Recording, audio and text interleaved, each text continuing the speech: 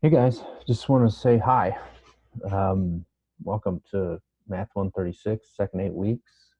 This is a pretty crazy time of a lot of uncertainty and anxiety for a lot of people. Um, I'm glad you signed up for Math 136 with me. I look forward to trying to help you succeed in the course. I want to tell you a couple things about who I am and then a little bit about my philosophy of learning and especially related to online. So, my name's Ben. You can call me Ben. You can call me Mr. Ashmeyer if you want, whatever. I've been teaching for, I don't know, 17 years. 2003 was my first year, so I guess that makes 17. Um, I love it. Sorry about that. And that is symbolic of what this semester is going to be like. My daughter comes in and needs help with something. I don't know how many of you have children, but it's a lot of disruption happening in our lives. So I've been teaching a long time. I love teaching.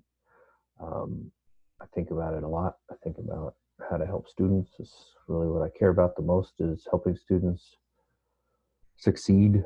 Um, to me, success is meaningful not because of a letter grade, but because of learning and accomplishment. So that's going to have some bearing on, you know, the course and our experience together. My you should know that I have nothing to do with constructing this course. This is an online course that Ivy Tech has designed, and I'm just hired to be the deliverer. I'm a full-time faculty member in the Lake County Ivy Tech, which is in the northwest corner of the state. I live in Chicago, um, although I'm not in Chicago right now because of this coronavirus craziness. Okay, so you got other questions about me? Happy to talk about life and philosophy and whatever else. Um, I have a wife and a daughter, and do a lot of home construction renovation stuff. So, um, yeah, I mean, this is more about math than it is about me. Okay, enough about me. Math. I think that learning math is mostly about practice, repetition, and analysis.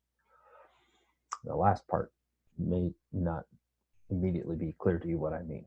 Most people understand what I mean by practice and repetition. You get a concept, you do some practice, you get confident with it. Um, I think a lot of times it's nice to go outside of math when you think about that learning process. You think about something else that you've become confident in, and you think about how you got to be confident. Practice is a huge part of that. Practice with positive feedback is the the part where you gain confidence and you start to like really understand that you know how to do something. And I say that because one of the things that I get a lot from students is about anxiety and about testing. You feel anxiety when you're being told to perform or do something that you're not that confident about. Um, when my daughter is trying to teach me a TikTok dance, and I'm like, oh, I don't know the steps, and then she's videoing it. Luckily, she would never post anything with me because I'm a disaster. But that's when I feel anxiety about, do I know the steps? What are the right things to do? To get to the point where I would be confident, I just have to keep practicing. And the challenge for students in specific with math is A, do you have enough time to practice? And B, do you have the desire and the grit to keep practicing something which is not very pleasant? TikTok dancing probably a lot more fun than, solving quadratic equations.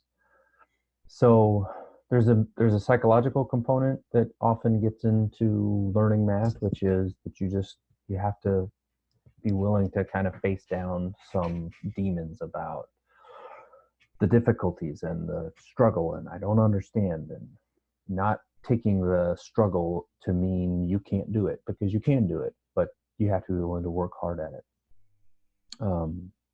In terms of online, not my favorite venue just because I like teaching and learning so much. I want to be there with the students when they're doing stuff. The critical part, I mean, there's been so much technological advance in the last 10 years that it's totally different from what it was just a decade ago. And now there's all kinds of opportunities to connect and get reassurance. And so I really want you to think about how to access that.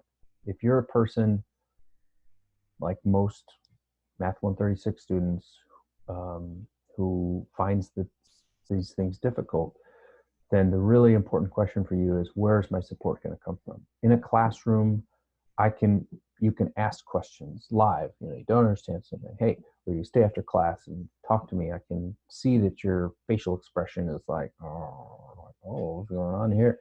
And I can reach out to you and say, hey, I know you're not understanding, or you're confused, or you're stressed, or whatever, and I can reassure you. None of that happens in the online environment. So you have to be very forthright. You have to be very proactive about saying, I'm struggling, I need help, because I can't see your face. I can only kind of see your work and your progress. And it's hard as an instructor to look at that and say, this person is struggling because they're not understanding, or this person is struggling because this has been a crazy week and they're working full time and they have other classes to deal with and they're going to wait till Saturday night. So when you're looking at stuff and doing problems, don't be afraid to put a pin in it and say, I don't understand this, I'm confused, I'm going to reach out. If you look at the syllabus, most important and easiest way to get a hold of me is to send me a text message and say, hey, this is Jessica, this is Bob, this is whatever, I need help, I'm confused. And then we can start going back and forth about the problem and set up maybe a Zoom meeting. We could think about just texting or whatever. However we can arrange for you to get help is going to be really critical. Okay, that's good enough for an introduction. I'm excited to be here. I'm excited for you to be here. I want to help you succeed. It's going to be hard work, but you can do it. Little extra credit to get you to use that number that I said you can find in the syllabus. Send me a text and tell me one thing that you notice about my background that I don't know, says something about me. So just calling on your attention to detail and asking you to use that text phone number so we can set up text communication. All right. Talk to you later.